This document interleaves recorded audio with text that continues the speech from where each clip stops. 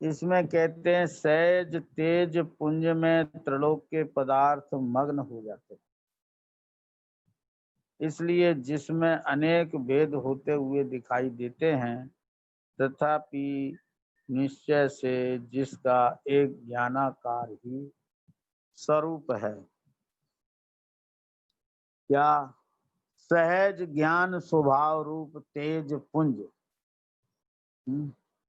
ज्ञान आत्मा का स्वभाव है और तेज उसका प्रकाश है, और उस प्रकाश का पुंज समूह आत्मा है, जिसमें त्रिलोक के पदार्थ मग्न हो जाते हैं। मग्न हो जाते हैं अर्थात वे उसमें प्रकट हो जाते हैं, व्यक्त हो जाते हैं, ज्ञात हो जाते हैं, पर वे आते नहीं। क्या सुन? वे ज्ञात हो जाते हैं, व्यक्त हो जाते हैं ज्ञान में। इसलिए जिसमें सद्भूत व्यवहार से अनेक भेद होते हुए दिखाई देते हैं, तथापि उसी आत्मा में निश्चय से जिसका एक ज्ञानाकार ही स्वरूप है। जब ज्ञानाकार देखते हैं तो ज्ञेय आकार नहीं दिखता है, और जब ज्ञेयाकार देखते हैं तब ज्ञानाकार नहीं दिखता है।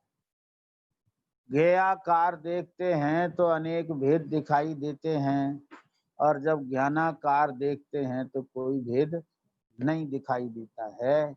एक अभेद ज्ञान मात्र वस्तु ही दिखाई देती है।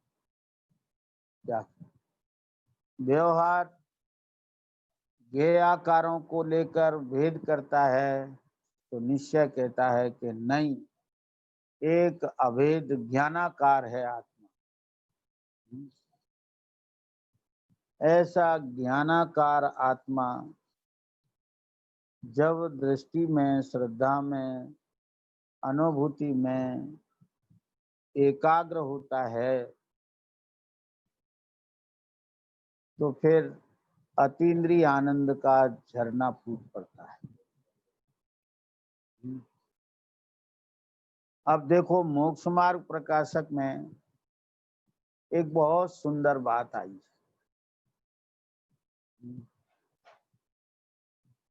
जो बहुत सी विपरीत मान्यताओं का चकनाचूर कर रही। क्या कह रहे हैं कि द्रव्य दृष्टि से एक दशा है और पर्याय दृष्टि से अनेक अवस्थाएं होती हैं, ऐसा मानना योग्य है। क्या कहते हैं आचार्य पंडित तोडरमल जी हैं कि द्रव्य दृष्टि से एक दशा है। जो ऐसा मानते हैं कि द्रव्य दृष्टि से आत्मा पर्यायों से भिन्न है, उनकी सारी मान्यता को यह एक लाइन, आधी लाइन उसको खंडन कर रही है। जिसको श्रद्धा का मुख्य विषय मान लिया है, जिसको द्रव्य दृष्टि का विषय मान लिया है, उस पर ये बड़ा कुठाराघात है। पंडित तोडरमल जी कहते हैं कि द्रव्य दृष्टि से एक दशा है, एक दशा है। एक द्रव्य कहो तो ठीक है, पर यहाँ तो पंडित जी ने एक दशा लिखी है। ये क्या बात है कि द्रव्य दृष्टि का विषय एक दशा है, हैं? क्या ख्याल में है? और पर्याय दृष्टि से अनेक अवस्थाएं होती हैं।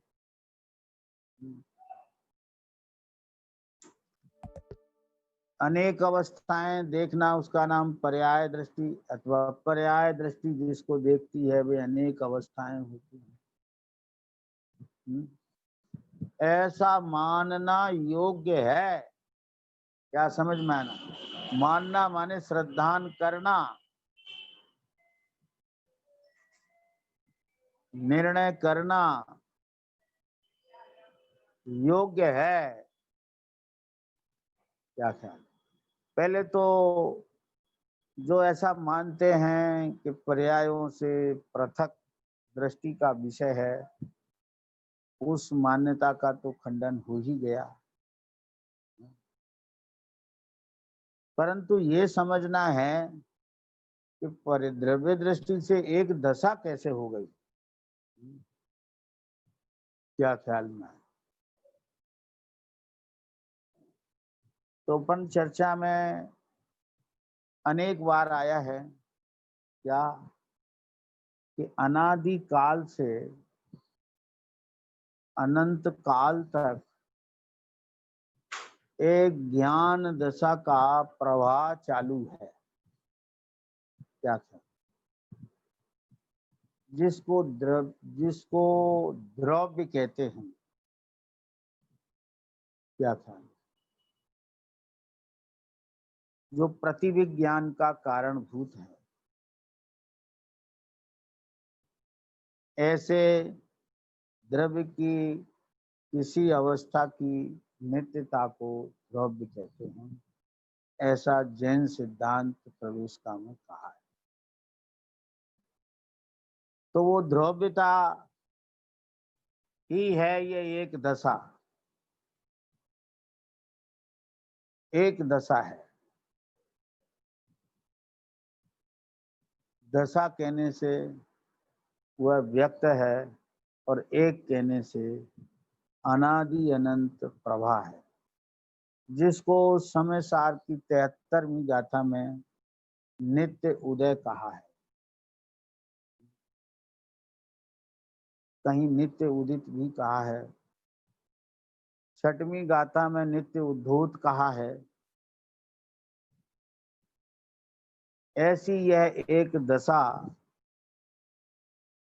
द्रव्य दृष्टि से देखते हैं तो ये एक दशा दिखती है, भिन्न भिन्न अनेक अवस्थाएं नहीं दिखती हैं।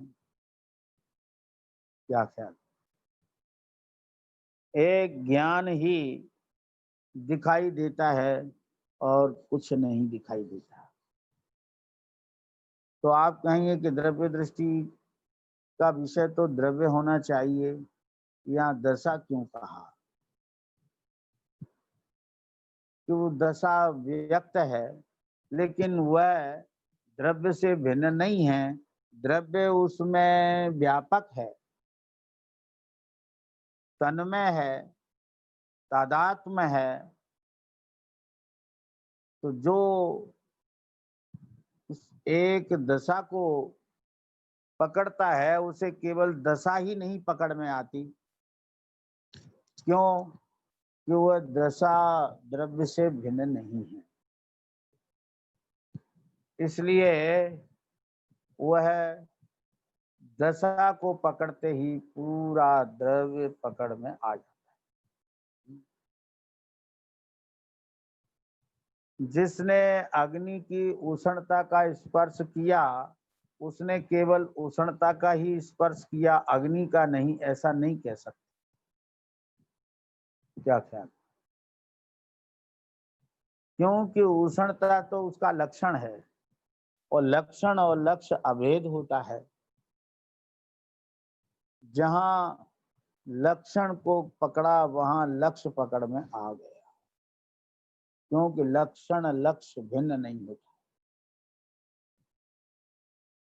उसी प्रकार जो ये ज्ञान दशा है वो ज्ञायक से भिन्न नहीं होती है। ज्ञान से, ज्ञान गुण से भिन्न नहीं होती है।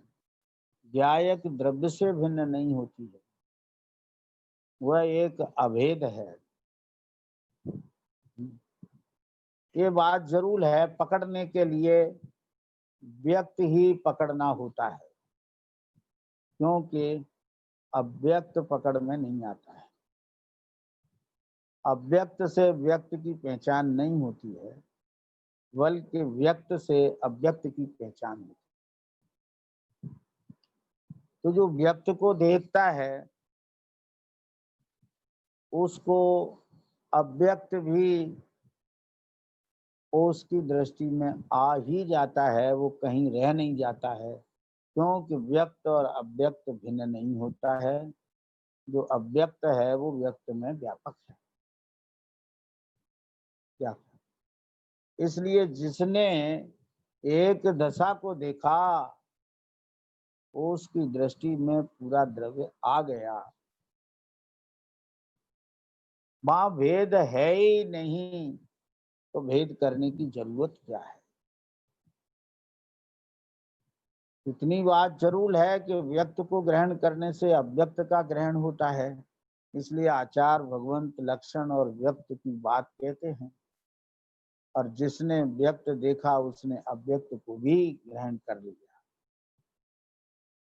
क्या तो द्रव्य दृष्टि से एक दशा होती है, एक दशा है, और पर्याय दृष्टि से अनेक अवस्थाएं होती हैं।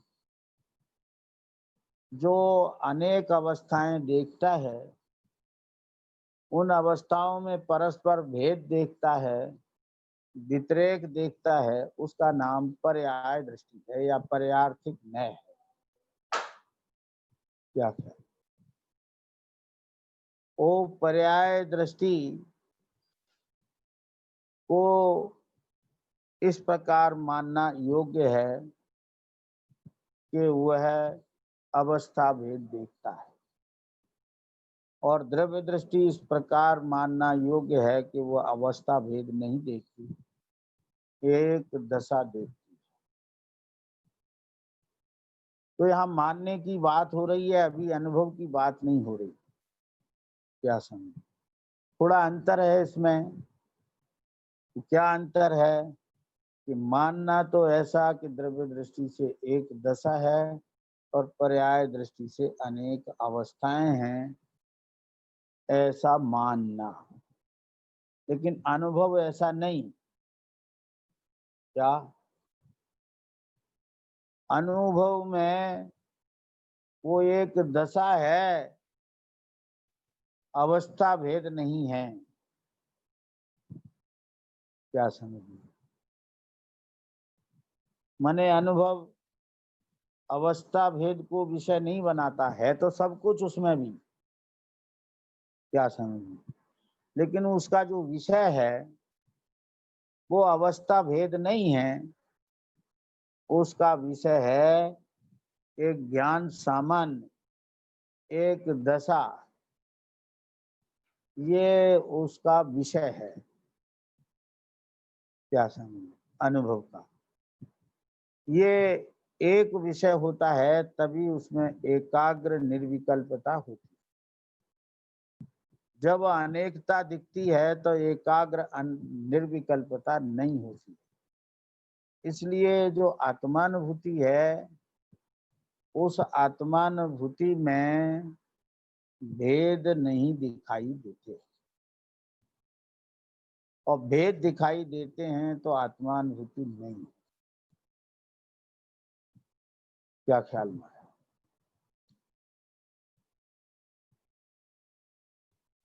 तो लोग अनुभव को, आत्मानुभूति को और सम्यक दर्शन का एक ही परिभाषा मानते हैं। परिभाषा एक नहीं है, होते जे पहले एक साथ हैं, इनका जन्म एक साथ होता है। सर्वप्रथम सम्यक दर्शन और आत्मानुभूति का जन्म एक साथ होता है, ये बात सच्ची।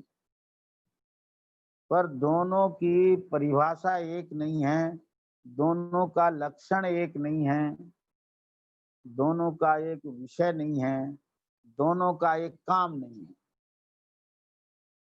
क्या समझे, क्यों कि सम्यक दर्शन का विषय है वस्तु स्वरूप का यथार्थ श्रद्धान करना, और आत्मानुभूति का विषय है सर्व परद्रव्य प्रभाव और भेदों को गौड़ करके अभेद एक आत्मा की अनुभूति करना। क्या समझ, ऐसा अनुभूति का विषय है, लेकिन सम्यक दर्शन का ऐसा नहीं है। सम्यक दर्शन जैसा है वैसा श्रद्धान करता है। इसलिए टोडरमल जी ने लिखा है, द्रव्य पर्याय रूप अवलोकन करने से सम्यक दर्शन की प्राप्ति होती है। यहाँ भी उन्होंने लिखा है कि द्रव्य दृष्टि से एक दशा और पर्याय दृष्टि से अनेक अवस्थाएं मानना योग्य है। मानना माने श्रद्धान करना योग्य है। क्या ख्याल? अगर इनका लक्षण, इनका विषय अगर भिन्न नहीं है तो फिर दोनों एक साथ होते हैं, दोनों एक साथ चले जाने चाहिए। लेकिन ऐसा नहीं होता है, होते एक साथ हैं लेकिन आत्मानुभूति छूट जाती है और सम्यक दर्शन बना रहता है।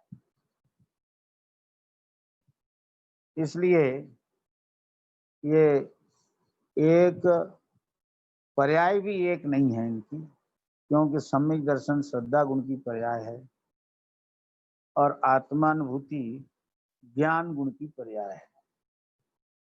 पर्याय भी एक नहीं है और इनका स्वरूप लक्षण भी एक नहीं है, इनका विषय भी एक नहीं है। बस इतनी ही बात है कि ये एक साथ होते हैं। तो कुछ लोगों को भ्रांति हो जाती है क्या कि आत्मानुभूति की जो बात कही जाती है उसी को सम्यक दर्शन की मान लेते हैं। इसीलिए ऐसे लोगों को ये भ्रम हो जाता है कि प्रमाण का विषय वो सम्यक दर्शन का विषय नहीं है। अरे भाई, जो प्रमाण का विषय है वो अनुभूति का विषय नहीं है। क्या ख्याल है? सम्यक दर्शन का विषय तो जो प्रमाण का विषय है वही सम्यक दर्शन का विषय। क्या ख्याल? तो जिन्होंने ये सुन रखा है तो उन्हें हमारी बात उल्टी लगती है। अरे ये तो बहुत बड़ी भूल में है। क्यों? ये तो प्रमाण के विषय को सम्यक दर्शन का विषय कह रहे। क्या ख्याल? मुझे वो सब मालूम है जो तुमने सुना है। क्या ख्याल? हमने सब सुन सुन के तब निर्णय लिया है, हमें सब पता है।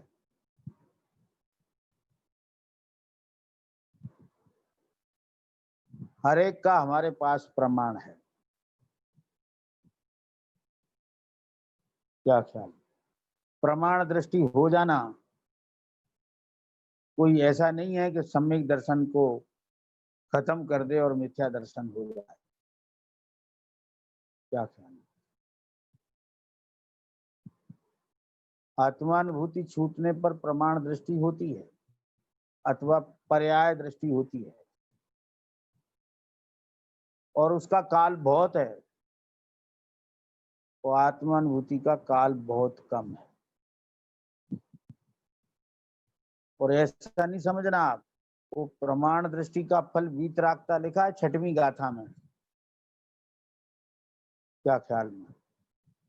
प्रमाण दृष्टि का फल वीतरागता है, तो 6वीं गाथा में की भावार्थ में लिखा है। प्रमाण दृष्टि का मतलब क्या समझते हो आप? कि शुद्धात्म स्वभाव उपादेय है और राग आदि हेय हैं, ऐसा श्रद्धान सम्यक दर्शन है और इसका नाम प्रमाण दृष्टि है। क्या ख्याल में? और इसके बल पर सम्यक दृष्टि के भोग निजरा के कारण कहे हैं आचार्य कुंद कुंद देव ने और अमृतचंद देव ने उसकी टीका की। क्या ख्याल? वो एक प्रमाण दृष्टि ही निजरा करा रही है। प्रमाण दृष्टि क्या है?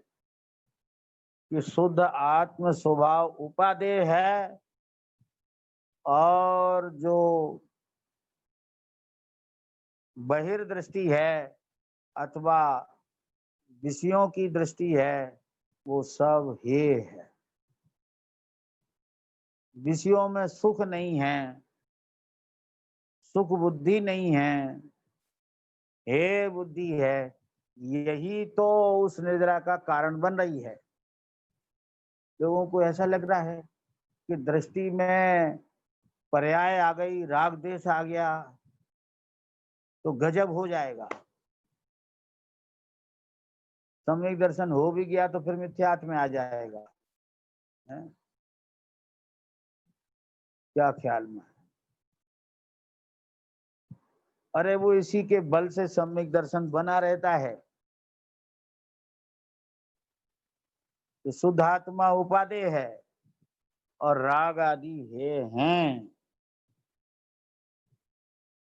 क्या समझ में आया?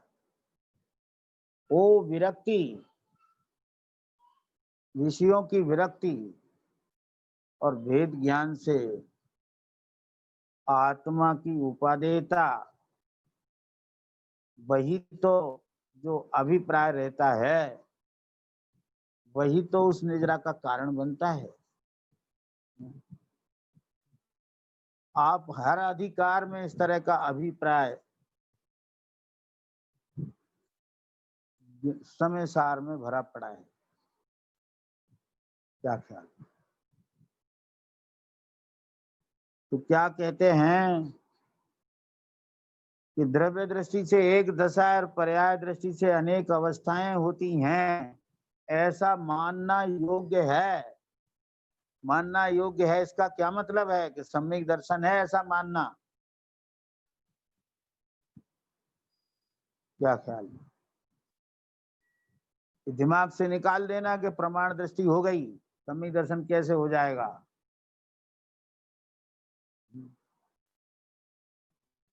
अगर ये बात भरे रहोगे तो सत्य बात आपकी समझ में नहीं आएगी।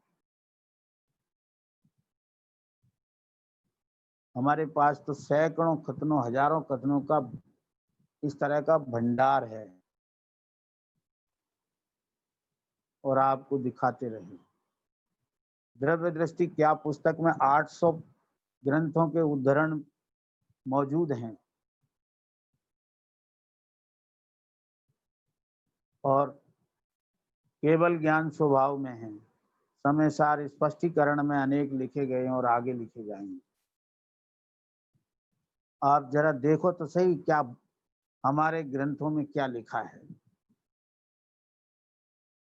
कुछ बातों को लेकर हम ग्रंथों की मूल बातों को भूल गए हैं या दिमाग से हमने उसे मानने लायक बात को एक ही कोटि में डाल रखा है कि जो हमें इस तरह का उपदेश मिला है कि ये श्रद्धा का विषय नहीं है, ये दृष्टि का विषय नहीं है।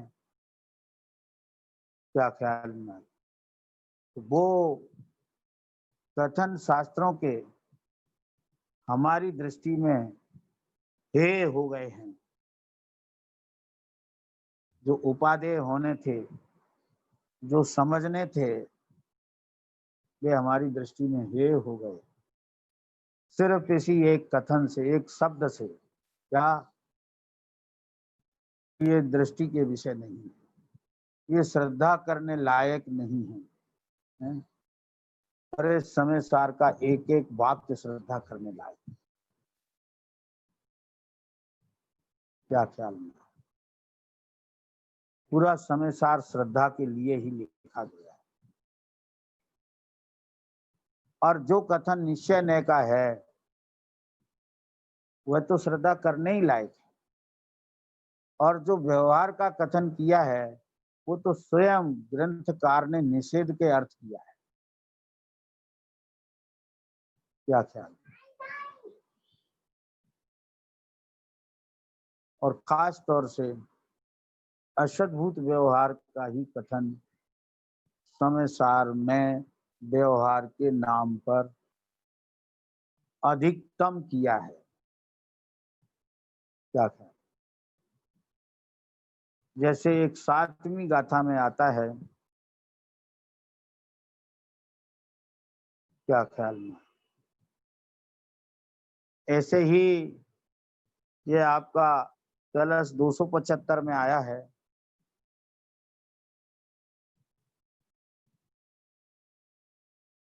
तो इस बात को समझें, तो ये मोक्ष मार्ग प्रकाशक भी समय सार को समझा रहा है।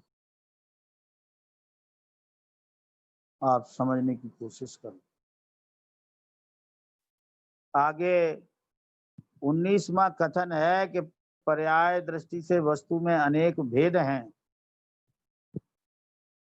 परंतु चिंतवन या द्रव्य दृष्टि से करते हो तो द्रव्य तो शुद्धाशुद्ध सर्व पर्यायों का समुदाय है। क्या समझ में आया? द्रव्य दृष्टि को क्या समझ रखा है?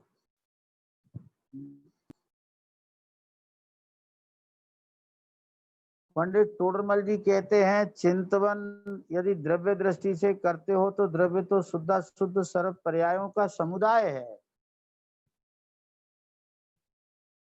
तुम पर्याय दृष्टि को निकालने की, वो पर्याय को निकालने की कुचेष्टा क्यों करते हो?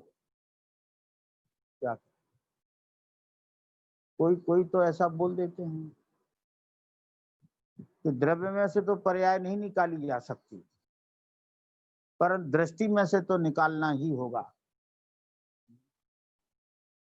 क्या ख्याल में? जब उनके सामने शास्त्रीय आधार प्रस्तुत होते हैं कि द्रव्य पर्याय अभिन्न ही है, तो वे कहते हैं कि हाँ, द्रव्य में से पर्याय तो नहीं निकाली जा सकती, लेकिन दृष्टि में से तो निकालना ही है।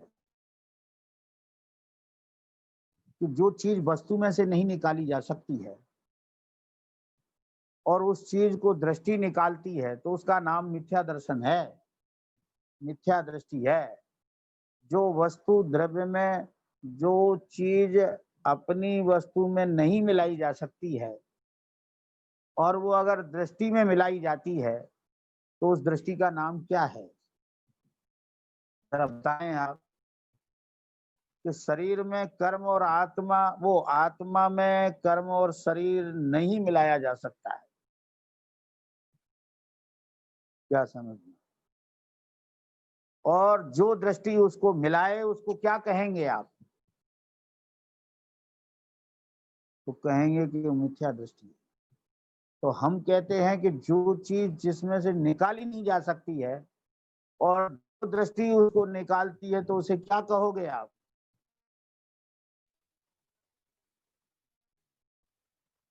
जैसे मिलाने की दृष्टि मिथ्या है, ऐसे ही निकालने की दृष्टि भी मिथ्या है। हमारी बात सत्य लगे तो स्वीकार कर लेना। क्या समझना? सुनी सुनाई बात मात्र से हमारी बात कुछ अलग ही है। हमारी तो नहीं है तो शास्त्रों की, और हम शास्त्रों से ही दिखा रहे हैं आप, और उसका तर्क भी दे रहे हैं, हेतु भी दे रहे हैं। आप उसको अच्छी तरह विचार कर लेना। जैसे मिलाने की दृष्टि मिथ्या होती है, ऐसे ही निकालने की दृष्टि भी मिथ्या होती है। और अगर निकालने की दृष्टि सम्यक हो गई तो मिलाने की दृष्टि भी सम्यक हो जाएगी। क्या ख्याल में आया?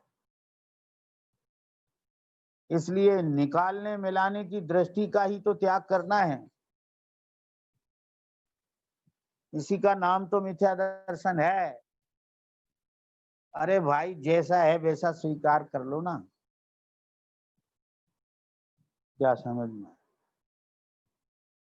करना क्या है आपको? कि कुछ मत करो, ना कुछ निकालो ना कुछ मिलाओ, बस जैसा है वैसा समझ लो, जान लो, निर्णय कर लो। कुछ निकालने और मिलाने की जरूरत नहीं है। जो श्रद्धा मिलाती और निकालती है उसका नाम मिथ्या है, और जो जैसी है वैसी स्वीकार करती है उसका नाम सम्यक।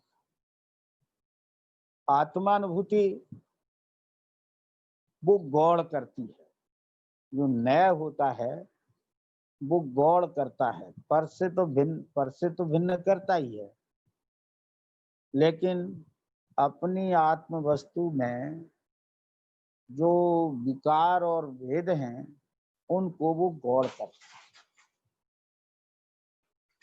निकालता नहीं है। नए का काम भी ये निकालने का और मिलाने का नहीं है। क्या था? द्रव्यार्थिक नय और पर्यार्थिक नय, ये दोनों ही नय जो हैं ये कुछ निकालने और मिलाने का काम नहीं करते। क्या करते हैं कि जो द्रव्य अवैध द्रव्य को मुख्य करता है उसको द्रव्यार्थिक नय, और जो पर्याय को मुख्य करता है उसको पर्यार्थिक नय। जब द्रव्य मुख्य होता है तो पर्याय सहज अपने आप गौड़ हो जाती है, और जब पर्याय मुख्य होती हैं तो द्रव्य गौड़ हो जाता है। छद्मस्त की इस ज्ञान रूप दृष्टि का ऐसा ही स्वरूप,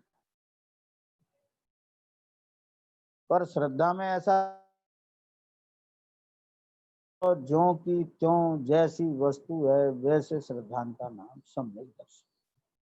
इसलिए श्रद्धा में से ना कुछ निकालना और ना कुछ मिलाना, जैसा है वैसा ही स्वीकार कर लो, कुचेष्टाएं बंद कर दो। ये सब कुचेष्टाएं हैं मिलाने की और निकालने की, ये कोई अध्यात्म नहीं है, ये कोई समय सार नहीं है, ये कोई द्रव्य दृष्टि नहीं है कि मिलाओ और निकालो। क्या है? मिलाना भी मिथ्यात है और निकालना भी मिथ्यात है। ऐसी बात कहने वाला कोई बिरला ही मिलेगा आप? क्या ख्याल? मोक्ष मार्ग प्रकाशक में इसीलिए कहा कि पर्याय दृष्टि से वस्तु में अनेक भेद हैं, परंतु मोक्ष मार्ग प्रकाशक क्या कहता है कि चिंतवन या द्रव्य दृष्टि से करते हो तो द्रव्य तो शुद्ध सर्व पर्यायों का समुदाय है, समुदाय है। ऐसा मत लगाना कि निश्चयभाषी को समझाने के लिए है। कहते हैं जो शुद्ध ही आत्मा को मानता है वही निश्चयभाषी है और उसको ही समझाने के लिए है। अब आप अपने अंतर में देख लो, तो जो द्रव्य को शुद्ध ही मानता है वह निश्चयभाषी है, और उसको ही समझाने के लिए टोडरमल जी ने लिखी है, अपने सिर से उतारो मत। क्या ख्याल में? तो निश्चयभाषी को समझाने के लिए, हमारे लिए नहीं है। तुम द्रव्य को शुद्ध ही मानते हो ना, तो तुम्हारे लिए ही है। क्या ख्याल? कि नहीं नहीं हमारे लिए नहीं है। क्यों नहीं है? तू शुद्ध ही अनुभवन करता है ना, तू द्रव्य को शुद्ध ही मानता है ना, द्रव्य अशुद्ध होता ही नहीं है, तो यही तो निश्चयभाषी का लक्षण लिखा है ना। तू दूसरे को निश्चयभाषी मानता है और अपन शुद्ध मानता है। कहता है कि वो पर्याय को नहीं मानता है, इसलिए उसको निश्चयभाषी कहा है? कौन सा आत्मा ऐसा है जो द्रव्य को मानता है और पर्याय को नहीं मानता? मानते सब हैं, पर अपनी अपनी मान्यता अलग अलग है। कोई किसी प्रकार से मानता है, किसी प्रकार से, पर मानता तो है ना। है?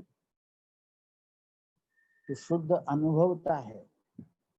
तू अपने को शुद्ध ही क्यों अनुभवता है? और शुद्ध ही अनुभवता है, तो ये राग आदि किसके हैं? बता किसके हैं? कि वे पर्याय में होते हैं। ऐसा कहीं लिखा है शास्त्रों में क्या कि राग आदि पर्याय में होते हैं और द्रव्य सदा शुद्ध रहता है? यही तो भ्रांति पड़ी बैठी है। क्या ख्याल?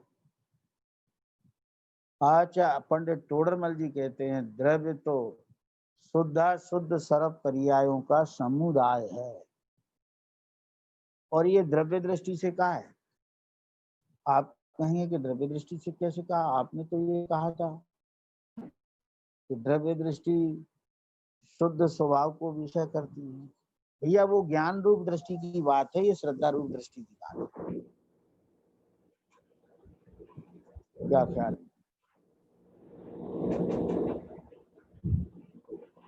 तो ये श्रद्धा रूप दृष्टि की बात है कि द्रव्य दृष्टि से द्रव्य शुद्ध सर्व पर्यायों का समुदाय है। जो द्रव्य को शुद्ध मानता है वही द्रव्य को समझ सकता है। जिसने द्रव्य को शुद्ध ही माना है वो तो एकांती है। क्या ख्याल? द्रव्य अशुद्ध ही मानता है वो भी एकांती है। द्रव्य शुद्ध है, जो है सो मानना। क्या समझ में आया? कोई कहता है राग आदि जीव के हैं, पर कहे समय सार में पुद्गल है। ये तो तुमने कल्पना कर ली ना कि वे जीव के हैं। अरे उन्होंने जिसको पुद्गल के कहा है उसे पुद्गल के मानो। उन्होंने जीव के भी तो कहे हैं, तो जहां जीव के कहे हैं उन्हें जीव के मानो। तो जैसा कहता है समय सार वैसा मानना चाहिए ना, और हमें वही मनवाना है कि जैसा समय सार कहता है। सीधा अर्थ होता है समय सार का। क्या ख्याल? तो ये समझने की बात है कि तू चिंतवन ये द्रव्य दृष्टि से करते हो तो द्रव्य तो शुद्ध अशुद्ध सर्व पर्यायों का समुदाय है। क्या ख्याल में आया? माने ऐसा कोई द्रव्य नहीं है जीव द्रव्य कि जिसमें शुद्ध अशुद्ध पर्याय नहीं है। और नैगम ने से सिद्ध भगवान के भी अशुद्ध पर्याय स्वीकार की गई है। देख लेना नियम 19वीं गाथा। क्या ख्याल में? हमने तो बहुत गाथाओं और कलशों में दिखाया है कि द्रव्य शुद्ध शुद्ध। तो समझ लीजिए आप, शुद्ध शुद्ध द्रव्य को समझकर शुद्ध को उपादे अशुद्ध को हेय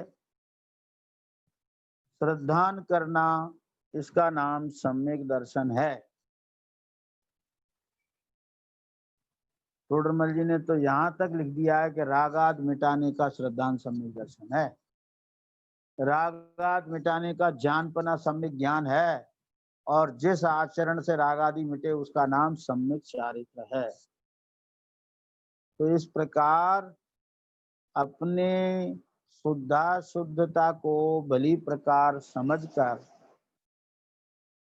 अशुद्धता में हे बुद्धि रखना और शुद्धता में उपादेय बुद्धि रखना, इसी भावना के साथ आज का यह वक्तव्य विराम लेता है।